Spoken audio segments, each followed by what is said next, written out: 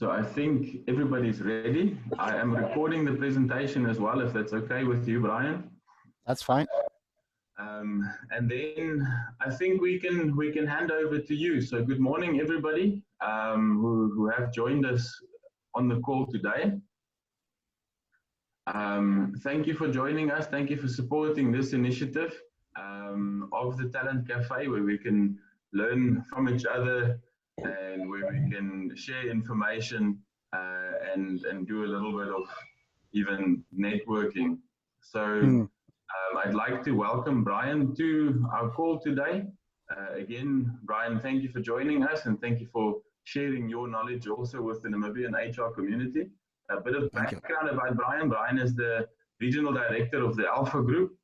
They were busy setting up an office in South Africa when we initially started talking to each other about a potential, a conversation on the Talent Cafe, and then COVID happened.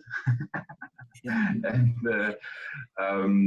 as a result of COVID, Brian is back in Zimbabwe, and again, still willing to share with us his thoughts and experiences around 360-degree leadership assessments. I don't think anybody calls them 360 degrees. They call them 360s. So Brian is an expert in leadership. He's trained as a Marshall Goldsmith coach, and using those products and that framework to guide and coach executives. But I'll leave it there. Brian, over to you. If you would like to do a bit of an introduction of yourself. I think most people probably have Googled you already and checked your profile on LinkedIn. But if you would like to maybe do a short introduction, and then the floor is yours. Thank you very much, Kun. A warm welcome to everyone. And thank you very much for the honor of coming for this webinar. I would like us to be as interactive as possible. Please, so feel free.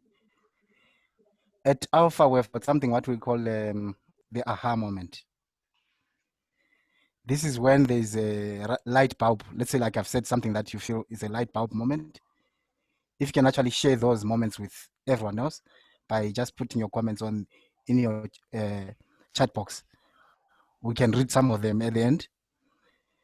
Then Kun has just mentioned in terms of me having to retreat from Joburg when things got haywire in terms of the coronavirus. Actually, I had two situations that I had to retreat back home. The first one was when I was going for my training in Egypt.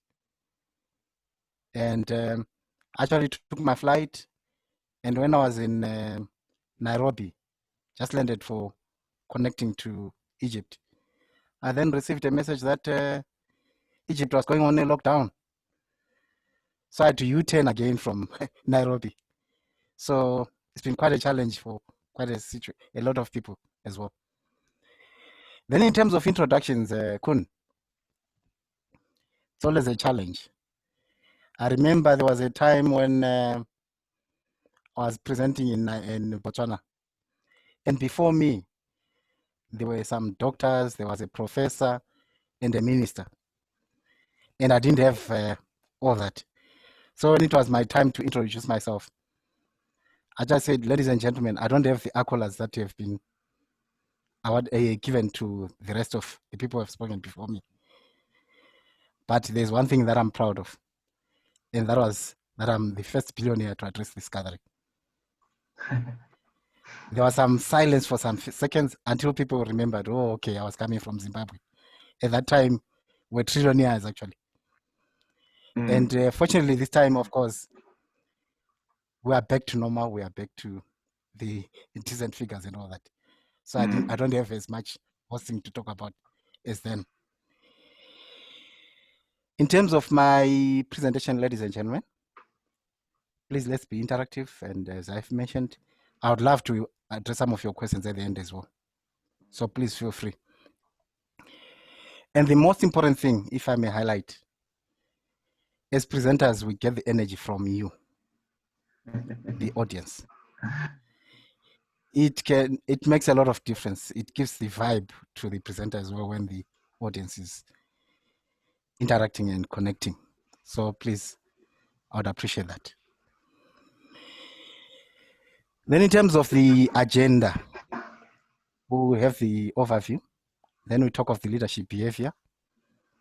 Then the strategy. Where I'm just at this moment, it's more of scratching on the surface because it's quite a detailed subject on its own. Then the 360 leadership assessments, challenges that you face, as well as the benefits of it. And then we'll talk of the challenges there, if I may just distinguish, with receiving feedback, and then the pitfalls of 360. The challenges we're talking there is the current feedback system that we have without the 360. And then when we talk of the pitfalls, it will be centering specifically on this. I'm a Marshall Goldsmith trained or certified coach, executive coach. So we'll dwell on that as well. And then the conclusion. In terms of my overview, I think as Africa, generally, we tend to undervalue ourselves or underrate ourselves. There's a tendency to focus on the challenges that Africa has got a reputation for, things like your wars, your illnesses, etc.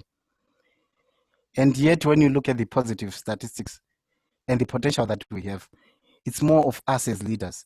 For instance, in sub-Saharan Africa, the GDP growth has averaged more than 5% since 2000. There are very few areas, except places like China and all that, which have achieved such growth rates. If Africa was a single country, for instance, would have more than 2 trillion US dollar GDPs, placing us ahead of countries like Italy, Brazil, etc. in terms of the total market. And one of the things that has been mentioned by the World Bank, for instance, our human capital, where we all have we play in that space, is the continent's greatest resource and key for the prosperity in terms of the globalization and digitalization, or rather digitalized economies. And I must say, we're all in that space, and that's where we can make a difference. Play your part. Let's play our part in terms of the human capital side of things. At the core of any institution, I don't know if you have noticed, especially with this corona thing, it has come to light really that at the core of any institution's success is the people. It's the people who really make a difference. You can have similar resources in terms of equipment, in terms of all sorts of buildings and everything, but it's the people side of things that will make a difference. And again, as HR practitioners, we play our part in that regard. I'm quoting here Linda Gratton. For those who may know her, it tends to be something that we tend to avoid. A book of 2000. It was published in 2000. But she wrote a book, Living Strategy, where she talked of the new agenda and putting people at the center of, or at the heart of corporate purpose. Where she says a new source of a sustainable competitive advantage available to any organization is to have people at the center of their business. And again, when we look at ourselves as HR practitioners, have we managed to place people at the center of our businesses to make a difference? And she then goes on to say companies that will flourish in the new decade is because they've provided a meaning and a purpose. And I think this corona thing has also given an opportunity for people to revisit that area, where we see how critical the human element makes a difference in organizations. And outreach, delve outreach. As I said, the number one responsibility of HR is to build a competitive advantage. Or rather, building a competitive organization, being an organizational architect as a leader, as an HR person. And the best we can give to our employees is an organization that wins in the marketplace. Because without winning in the marketplace, again, is an organization, there's no workplace to talk about. So our role, I mean, when you talk of HR, you are looking at how do I craft my organization to be winning in the marketplace? What are the initiatives that we need to take into account? And for those who probably may know, Dev Outreach also spoke of 4 functions of an HR person, the strategic partner, and I think these principles still apply. Being a strategic partner, are you playing the role of being a strategic partner in your organization? Or again, you have been chatted to an office at the big office and all that. As a change agent, that's the second role. Are you a change agent in your own organization? Are you helping, for instance, at the moment, are you waiting for line managers to come up with initiatives? Or it's you as the HR practitioner who is actually helping in terms of facilitating that change process? And then the employee champion. And the last one is administrative expert. Now there's risk with most HR people to play in the safe zone where we're an employee champion or an administrative expert, and leaving those spaces of strategic partner and change agent. And then that's where we can make a value add.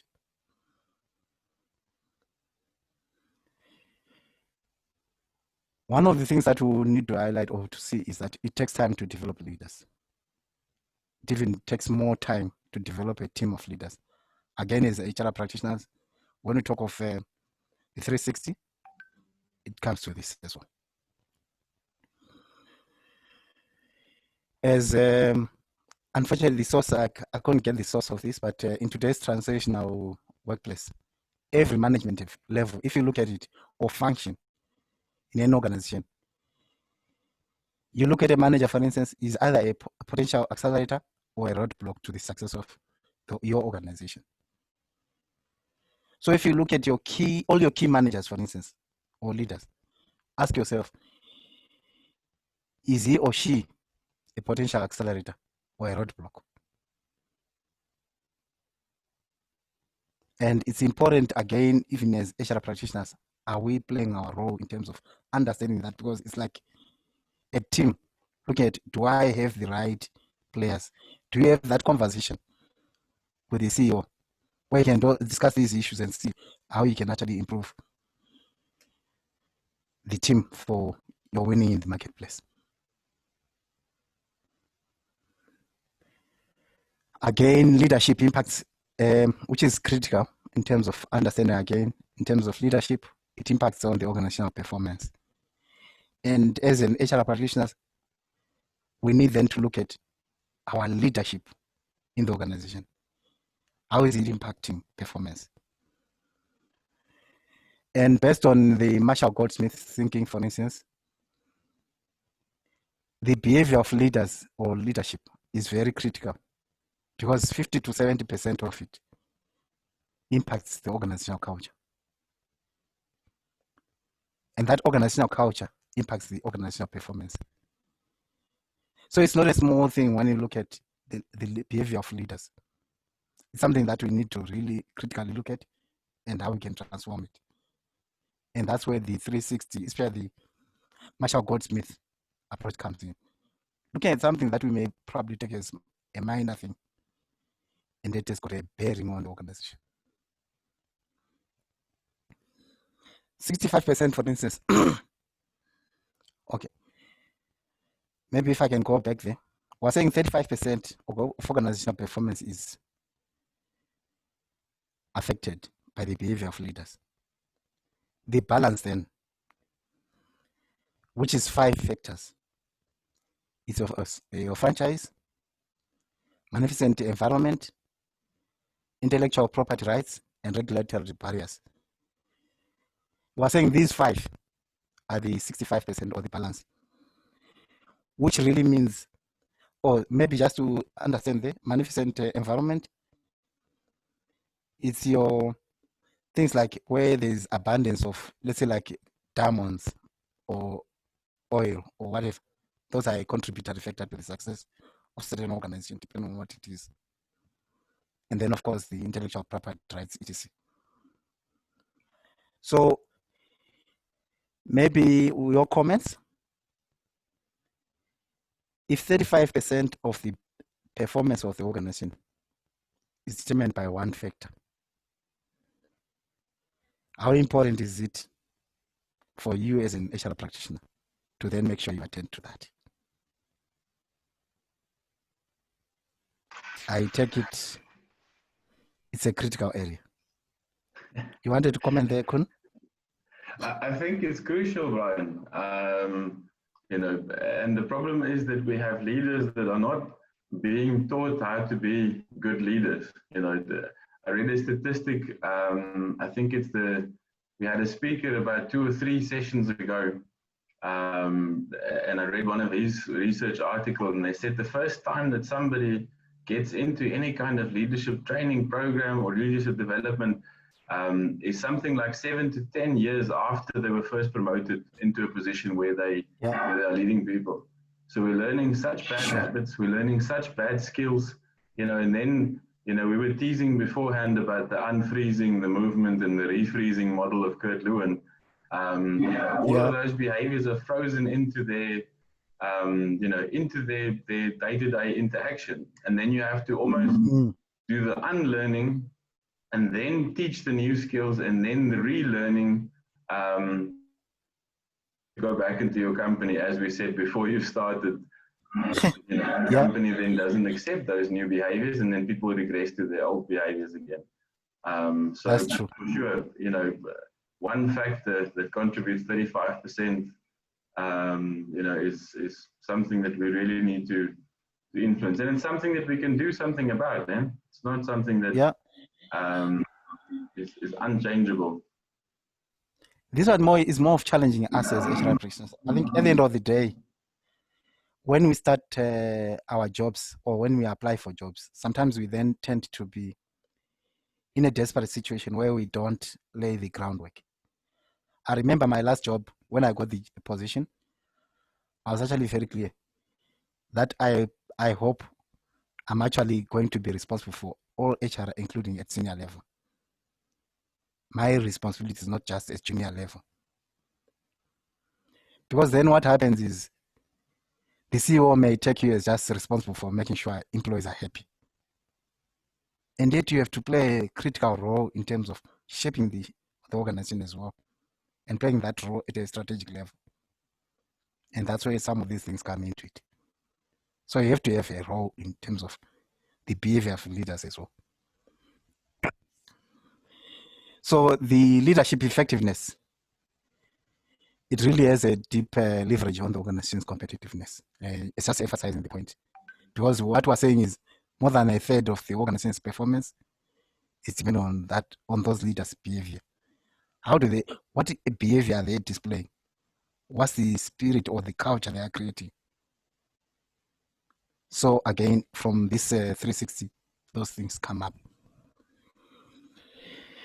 Factors to consider when formulating a leadership development strategy. One, are you identifying the gaps in talent development capabilities? Because at the end of the day, when you come up with initiatives or proposal to the CEO, you must have identified the gaps. And the 360 assessments provide that kind of tool. And then getting the commitment of the CEO and senior management. You need to have them on board, because you're going to spend quite a lot of resources and time, and you need their being on their side. On your side, sorry. Then aligning between human capital and business strategy. As HR practitioners, please, let's avoid a situation where we've got lots of initiatives, but they're not adding value to the overall business strategy. Sometimes we do these things to be seen to be also active, and yet it must be aligning. Whatever human capital initiatives you're taking must be addressing certain business strategies. For instance, what is keeping your CEO awake at night? Do you understand that as a HR practitioner? And think of how I can minimize that as much as possible. Then the financial and time resources. And then aligning such initiatives For instance, we do succession planning or performance management. What is the purpose? What are we trying to achieve? Unless we align it to what we're trying to achieve overall as an organization, it may be just an activity. And then also learning how others are handling leadership development or organizational learning. And then what metrics do you have in place? So it's really having those issues lined up and all cleared. I'm reminded years back, of course, we didn't have the sophistication of 360 and all that.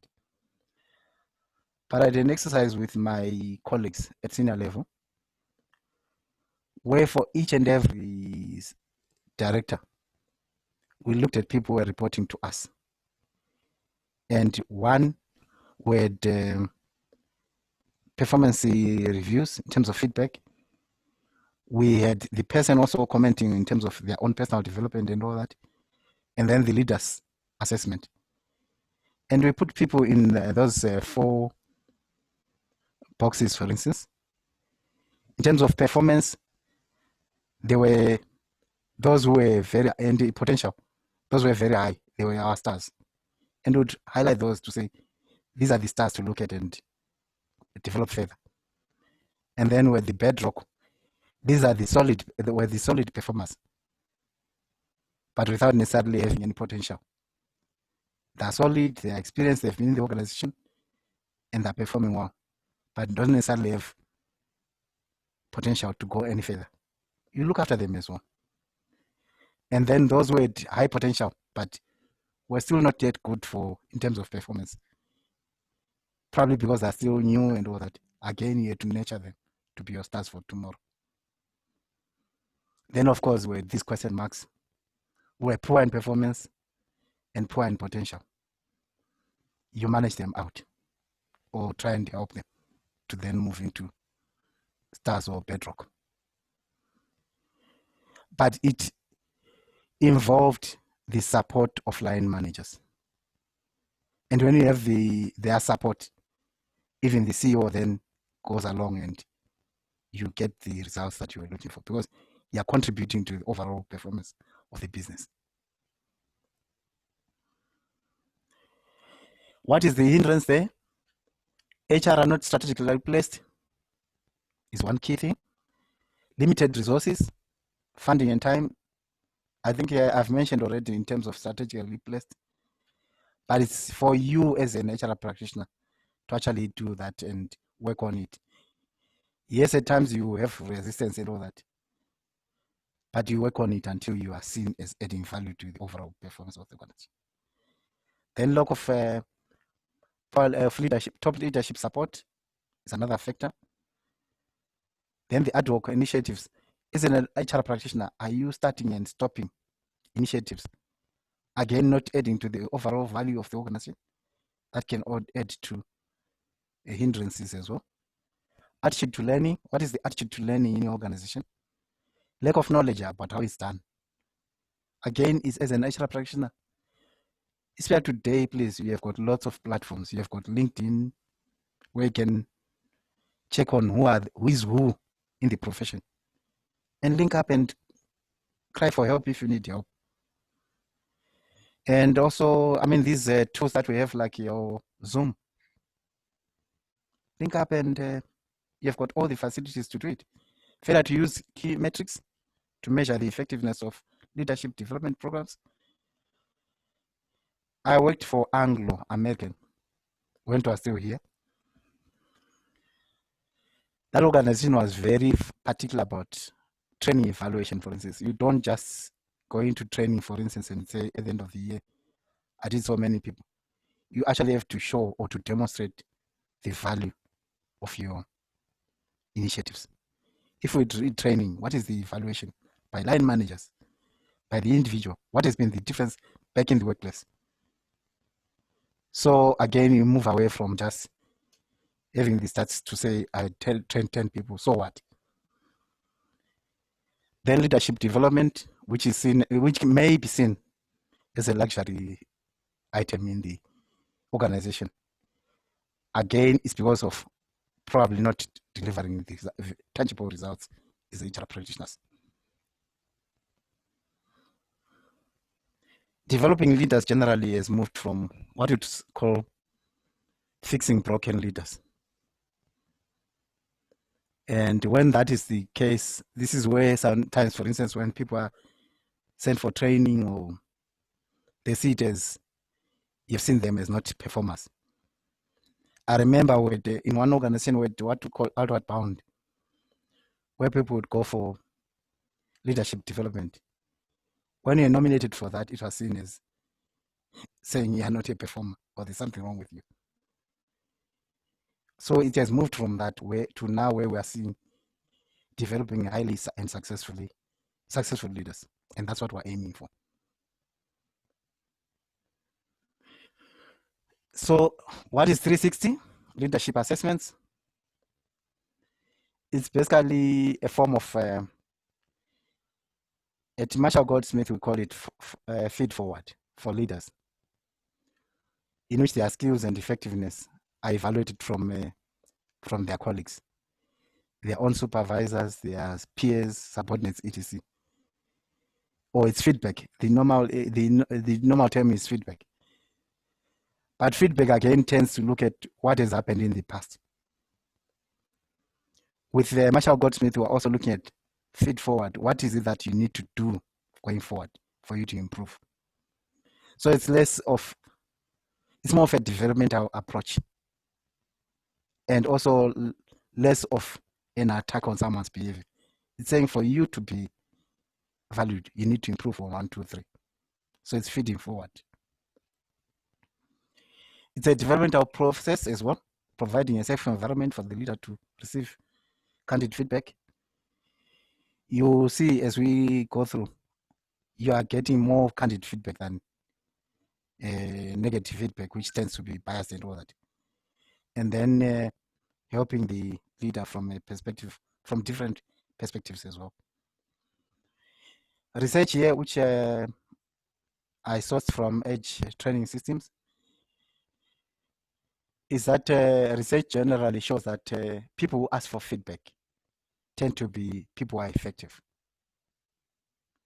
And as the middle one shows there, the top ranked leaders in terms of effectiveness tend to be also rated highly in terms of willingness to get feedback. What are we saying there?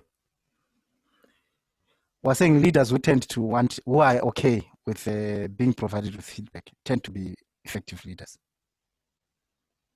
When people tend to avoid getting feedback or criticize, performance management is rubbish or whatever, it's people who actually who are not as effective in their jobs. I don't know if you have noticed that as practitioners. Lisa, I thought you were going to nod, and I see you agreeing with me on that. People are ranked, generally, it's people who are effective tend to want to be given that feedback, and it helps in the organization. Challenges with receiving feedback as a leader, which is the current without the 360 degree, it tends to be one-sided perspective. It's in most cases, it's just the supervisor giving his or her opinion. And then in the process, unfortunately, supervisors miss a lot of information that is required. And then the inability to get fair and honest feedback. The higher one is in the organization, for instance. I think I've noticed it's almost like all across. The other day we had a presenter from the States. Seems it's the same issue. The higher one is in an organization, the less honest feedback one receives. In fact, even from the Alpha Group, for instance, the reason why the executive boards that we have are more effective is because within an organization where people are, feedback tends to be not as honest as it should be. So the higher one is, and then individuals tend to only say what they expect what their leader expects them to say. And the benefits, therefore, of 360 there's an increase in self-awareness. When you get everyone or a majority of your, whether your subordinate or your peers or your direct reports, saying something about you or giving you feedback, it helps in terms of your self-awareness. So there's that. And then it addresses the issue of receiving one-sided feedback. So it's no longer just from your superior, it's from your peers, your direct reports, etc. It also helps in terms of dialogue. There's lots of engagement, where sometimes probably we're limited, but because of the process. And when you use the Marshall Goldsmith approach, for instance, the monthly meetings, that you get more feedback. It's a great tool for transforming and improving leaders. I don't think you can go any wrong. Yes, we may say our people are those are their perceptions. But accept one thing: perception is reality to the beholder. If a number of you, my direct reports, feel I'm a dictator, even though I may feel I'm not a dictator, the fact that the majority of my team members believe I am, to them that's the reality. That's the reality that I have to deal with, and I have to accept that, and somehow see how then I can change. Then it increases trust as well. Yep. Ryan, if I can cut in there, we had a case where we did a leadership development program with a group of leaders, middle managers in the organization. And then as part of that, we did 360s to provide them exactly with what you're saying here: self-awareness, creating dialogue, all this kind of stuff. And we had I don't know if you have many Germans or if you've had many interaction with Germans. I also don't know if there are any Germans on the webinar today. But they tend to have quite a direct style. So they tend to sort of say things as they are. They tend to, and this is now very stereotypical. But long story short, so one of the people, when we did feedback with her, feed forward, and the conversation, the feedback was that she's unapproachable. People don't want to talk to her and bring new ideas and all this kind of stuff because she's not approachable. But in her mind, in her opinion, she was actually somebody who has an open door policy. Long story short, and this is now maybe a bit funny, but it ends up that she didn't have the right prescription glasses. So her spectacles wasn't good enough. So she was frowning the whole time. And now if you have this big, gruff, straightforward talking German person who's frowning at you the whole time, people are less reluctant. And the point I'm trying to make, or just to reinforce what you're saying, is that perception is reality. The way that I perceive you is the way that I'm going to deal with you. So, so I think that's really an important point that you made there, that the perception, regardless of what you think of yourself, but the way that other people see you is going to influence their behavior towards you. Yep. And thanks for that one. And it reminds me of, I also run team retreats for executives. And I don't do those theoretical things and all that. It's actually practical issues to say in the workplace, how are we perceiving each other? And people giving each other honest feedback during those sessions. And can be quite nasty. I remember one general manager, she was getting all these comments from a team. She actually walked out of the meeting crying because for the first time, she was being told it as it is, to say these are the issues. Now, unfortunately, what happens is, in most cases, we've got like we're talking about earlier on, we've got perceptions about ourselves, which when you get 360-degree feedback, is then brought to the surface to say, no, this is not it. So it's the perceptions now being revealed.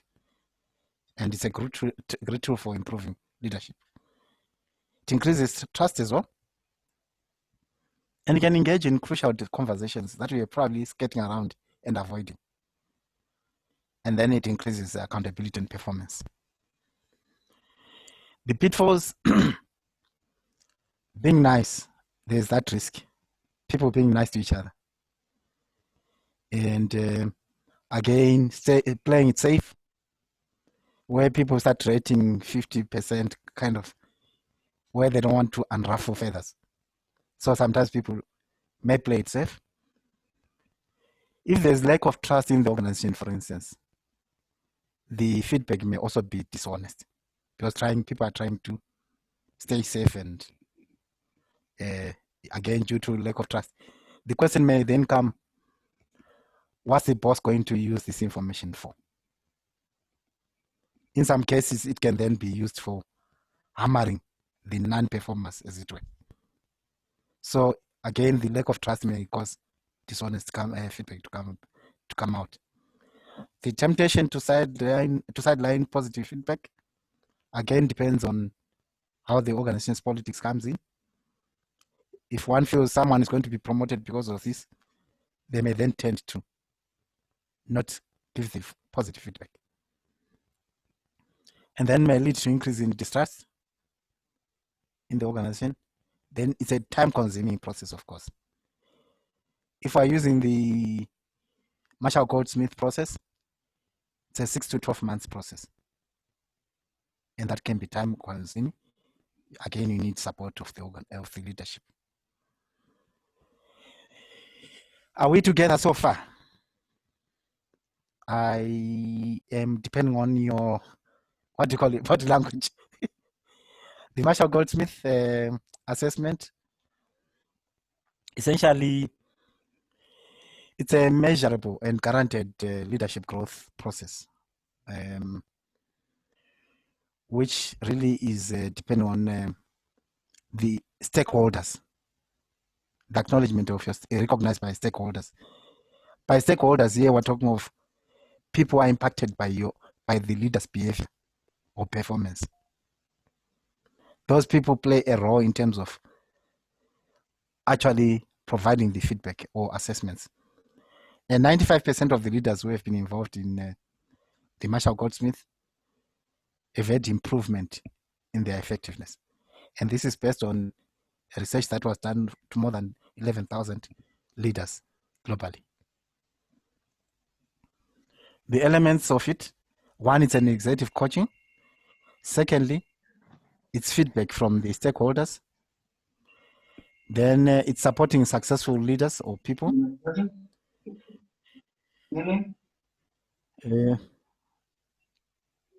then growing their leadership effectiveness as acknowledged by the stakeholders. Jason, you may have to, yeah, okay. Using a well-defined process, like I've mentioned, 6 to 12 months. And it can be either face-to-face or virtual as well. Like I've mentioned, the main differentiator or distinguishing feature is the rich history of research that has been done into it and validation. He worked with more than 500 CEOs and HR practitioners, where he was actually looking at the heavy demands of global leaders. And 3 phases of the research was done, initially with CEOs and HRDs of 100 Fortune companies. The top 18 leadership thinkers were also asked, and the high potential leaders were also hand-selected, where they were looking at leaders of tomorrow and came up with these competencies that he then came up with. There were 15 competencies that were highlighted. Okay. Cut in here. Jason, do you have a question? You had your hand up earlier. Okay. Who is this, Jason? He had his hand up, but I don't know. All right, then you can carry on. In fact, are there no questions or comments that we need to highlight to talk about there? There's a question in the chat box here that just came in, but I think you're just about to touch on that. What competencies are most crucial for 21st century leaders to be successful? Okay, we'll talk about those. Sorry, colleagues in profession. I just want to get back to you once you Jason here. Yes. Just want to get at Yes, the we point of can hear lack you. of trust. Lack of trust. Maybe just to take you back a little bit. That's why I lost a hand there. I thought if I could have lost a hand, then I could be recognized.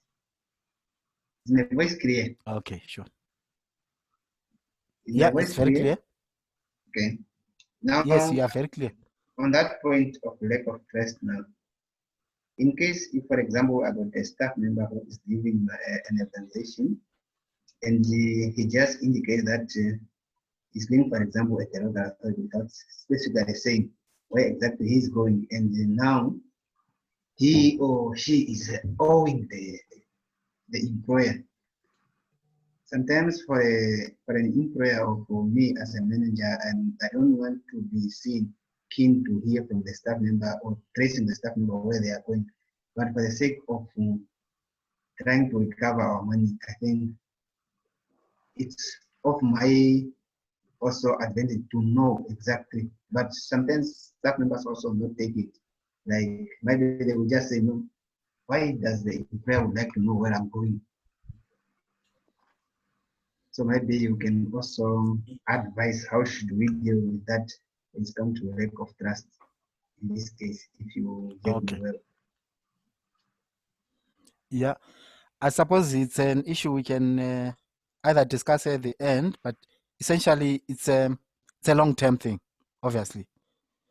What is the culture? What have people known to be the, how can I put it, to be the effects of disclosing where they're going? For instance, when in the organization, people know that when you disclose where you're going, the organization is going to rubbish you with the new employer.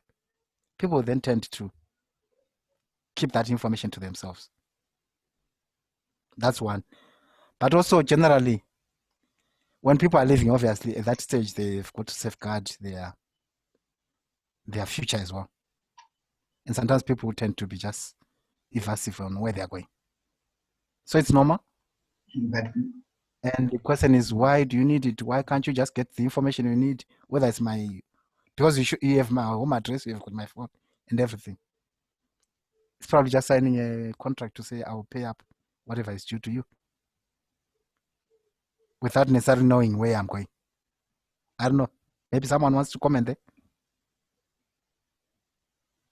but then the fact remains that now how are you going to trace in case if you not abide the obligation that you have indicate that I will be paying you with Okay. from my now oncoming employer? Should now I Yeah. not request the staff member to disclose where he's going? He or Okay. she is going. Maybe can I suggest we talk about this actually at the end, because in terms of the Alright. discussion maybe. All right. Super. But it's a very good question in terms of trust issues and all that. So the 15 competencies are divided in clusters. Essentially, these are the global leadership competencies that have been identified by Marshall Goldsmith. Communication, for instance, actually they are divided into two main things. One, the people side, and then the task elements of competencies. The people side is really how do you relate to people? How do you provide that visionary leadership? And there are things like communication. Under communication, there's demonstrating integrity. How are you demonstrating integrity as a leader? Encouraging constructive dialogue. Do you engage in that constructive dialogue? Do you create a shared vision with your team? So those are all ranked and rated accordingly. Do you develop people? Do you develop partnership? By building partnerships, are you partnering even with your team, as it were, your direct reports? Are you seen as a team player, as a leader? Do you share leadership, or you preserve leadership to yourself? And then boundary inclusion. Again, are you empowering your team? Are you thinking globally and appreciating diversity? Do you appreciate diversity within your team? Again, you are ranked in those. And then on the task issues, how technologically savvy are you? Are you keeping up with trends of what's happening? If you noticed, soon after the corona thing started, there were lots of people were caught off guard. Especially as consultants, for instance, It now meant some people had to start learning how to use Zoom, how to do, what do you call it, your bookings and all that online and all that. It was a new ball game altogether. And yet these are things that we should all be up and about and know very well. Even as HR practitioners, how do you manage remote employees? How do you keep them updated on what's happening and all that? Again, it meant now we had to be technologically savvy. Then ensuring customer satisfaction, it is all those things. Then continuous change. So these are the global competencies that he identified and we assess leaders on.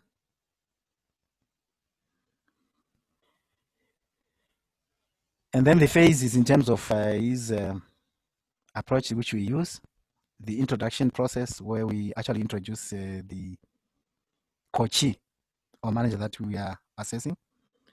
Then the behavioral interviews, structural assessments, or use various instruments.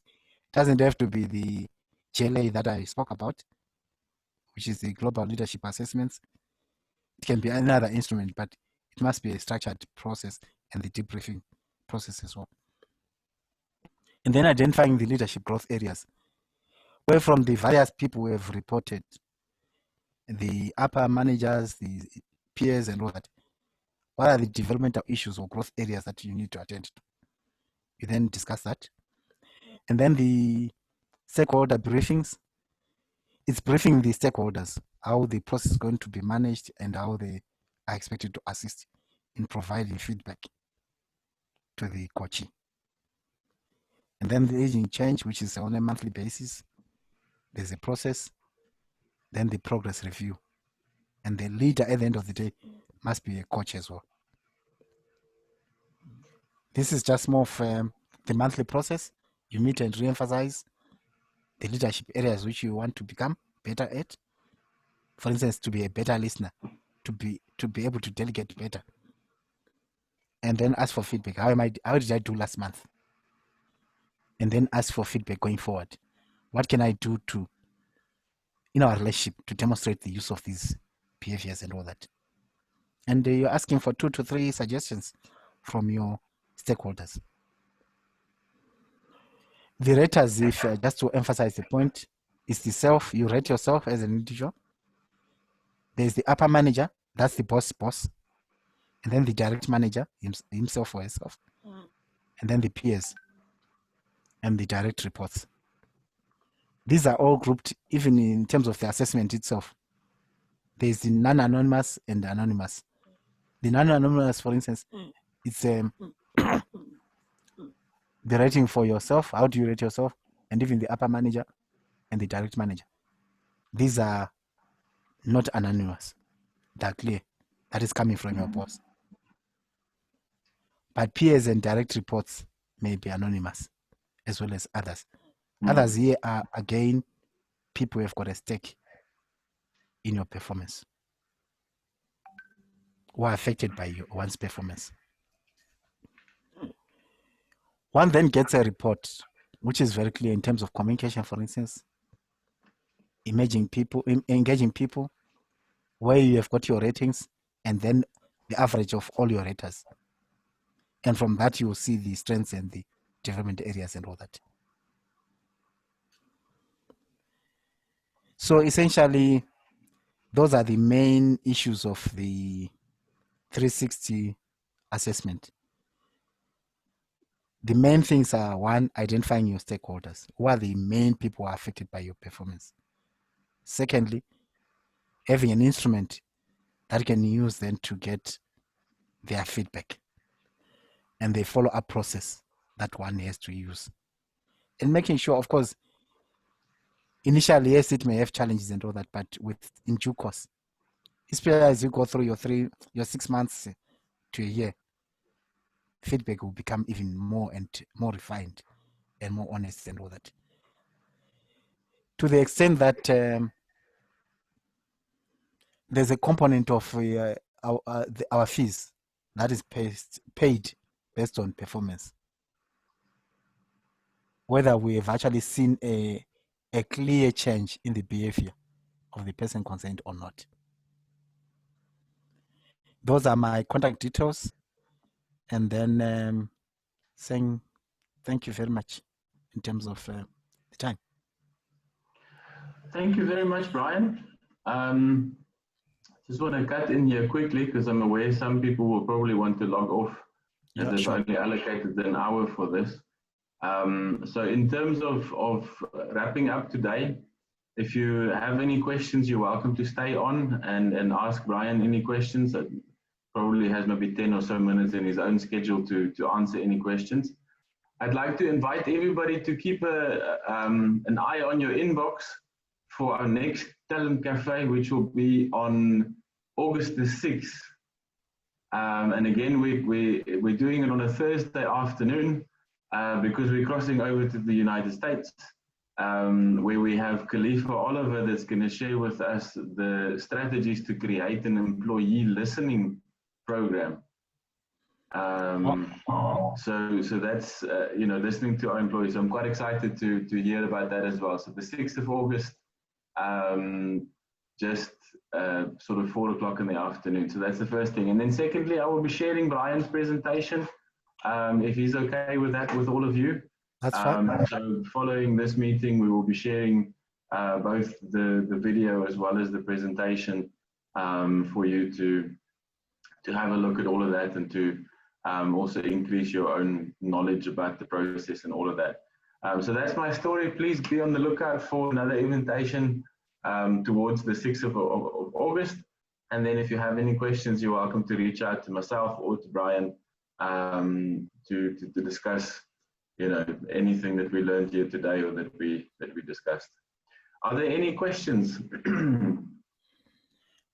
I noticed Sylvia, the one who had asked about the competencies most crucial for the 21st. I hope you have been answered now. Yeah, I think so. Yes. And then Connie had asked about our leaders needing to be emotionally intelligent. Yeah. Again, that's quite a challenge. Again, as an HR practitioner, you need to develop your leaders in terms of emotional intelligence. How then do they handle constructive criticism?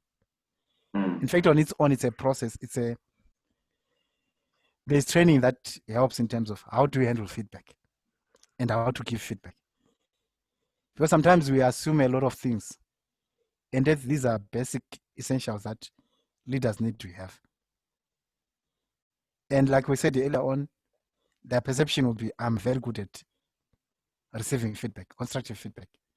And that in the meantime, they're probably just horrendous. But unless and until we have told them, they will not do it as effectively as we want it to be. So yeah, you're right there. And then Lisa, you had a question on it's worth it. Is there a question or a comment? You've grown from feedback received. I have grown from, okay. Then key is not to attack the person, improve organizational culture, and a reminder for employees to live their values. Do you want to comment further there, Lisa? No, I should just like to say thank you very much for the presentation, and I will be off now. Thank you. Okay. Thank you, Jason. Thanks, Jason. So, Lisa, you're saying something?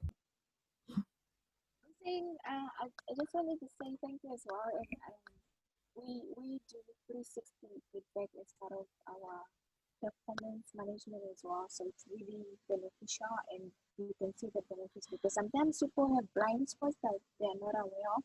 And from the feedback, they, like you mentioned, self-awareness, you actually get to know. For instance, somebody mentioned to me that I'm not really good at delegating, and I realized when you sit and you reflect, you're like, actually, it's true, and then you start learning from that as well.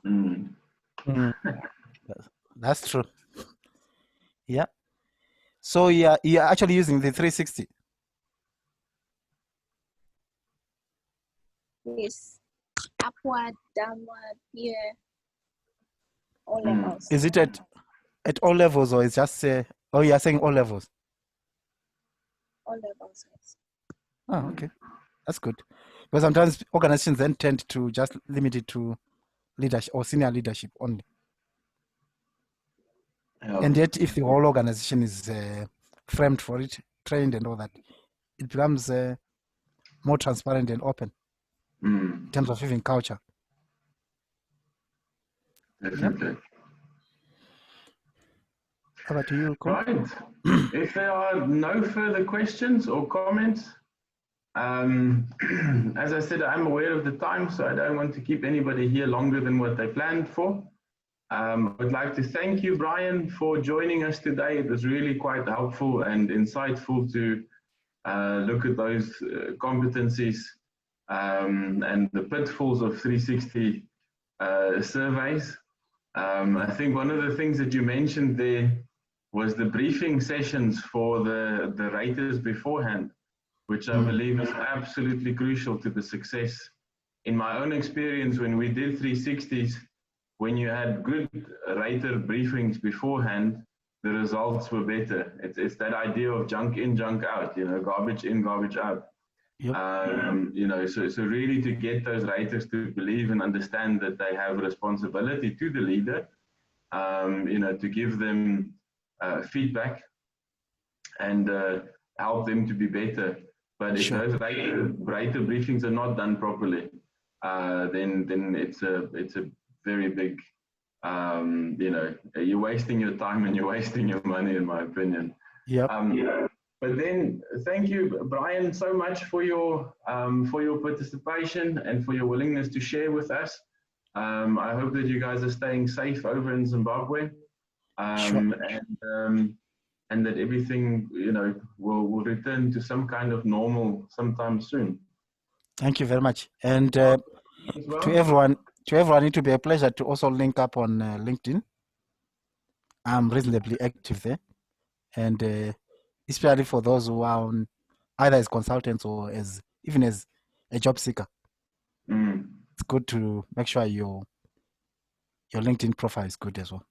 So yeah, you can share ideas and all on that. Great. Thank you so much.